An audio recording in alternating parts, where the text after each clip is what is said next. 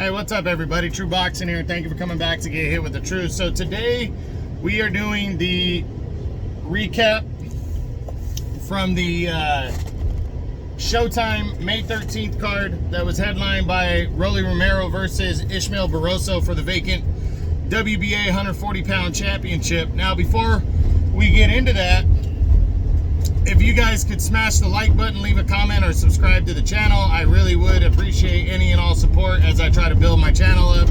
If you don't like what I'm doing, you can give me a thumbs down, or give me a thumbs down, or leave a comment letting me know why or what I can improve on. I'm open to all the feedback. Now, let's get into this card. We start with just the co-feature that was a 140-pound tilt. It saw Rances Barthelemy, former 2-division world champion, battling it out with battling it out with one loss, Omar Juarez. A lot of Mexican fans in attendance in this one. It was a tough fight to score, which a lot of Barthelemy fights are like that. Barthelemy just has that awkward kind of style. He's tall, doesn't engage too much, and personally, he might have been part of the worst fight of all time that I've ever seen against Robert Easter Jr. a few years ago.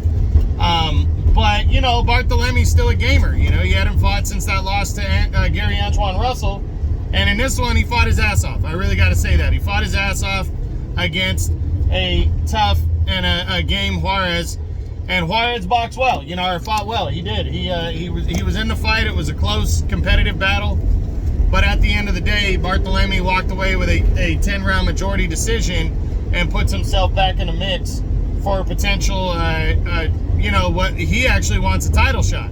I mean, he actually wants a rematch with Gary Antoine Russell. So I don't know if he gets it, but Barthelemy's still at his age, late 30s, showing that he can still be competitive in this. He definitely isn't a top 10 guy. We'll see what he does next, but he's with the PBC. He should get opportunities against guys on the rise, and we'll see what happens for Rances Barthelemy going forward.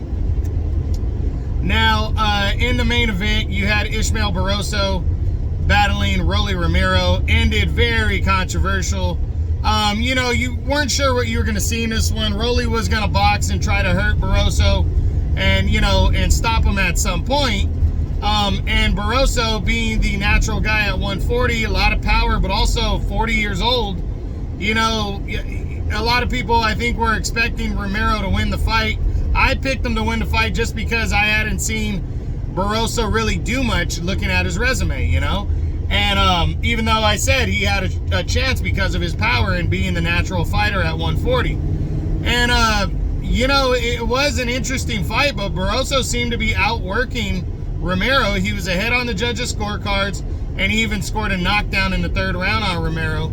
But Romero was doing well. In the 9th round, he hurt Barroso.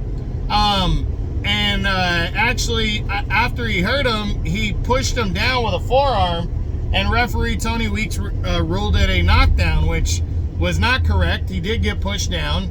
But hey, I can understand it happens, that mistake. But for some reason later in the round, and don't get me wrong, Rolly Romero was on Barroso. Barroso did look tired, but Barroso was still landing good shots back and throwing consistently. There really was no reason, and not one clear-cut punch that hurt Barroso to cause Tony Weeks to stop the fight. I thought it was a very, very bad stoppage, and I really, really was disappointed in that one. And hopefully we see something come from that. Rolly Romero captures his first official title. He's the new 140-pound champion, but very controversial ending. Ishmael Barroso deserves something from the WBA. I think he should get a rematch here. It was a very bad stoppage by Tony Weeks, and surprising because Tony Weeks is, widely considered maybe the best, referee, in boxing. There's a lot of people that consider him the best ref, and this was a horrible stoppage right here on his behalf. And again, the WBA should really call for a rematch in this one. I know O'Hara Davies is the mandatory challenger. he was saying he wants Romero next, that he'll file legal action, but the WBA is well within their rights to call for a rematch, and I think they should, just to make this one right, you know, and make them prove it. If they do that, they could have Alberto Puello, who's considered to be the champion in recess because he got stripped of the belt.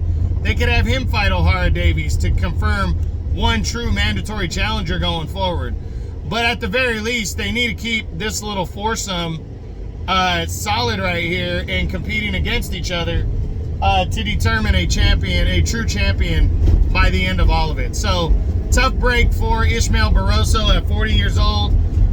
It really does look like the WBA was pushing Romero to be their champion with this controversial stoppage, and you know, we'll see what happens next. You know, hopefully we get a clear-cut answer very soon. Rolly Romero will probably crack the top 10 just based off his decent performance against Gervonta Tank Davis last year, and now that he is officially the WBA champion, and he did have Barroso hurt in that round and tired.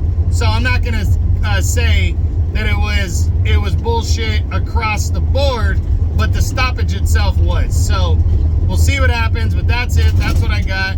That's the recap from the May 13th Showtime card that was headlined by Rolly Romero versus Ishmael Barroso for the 140-pound junior welterweight title.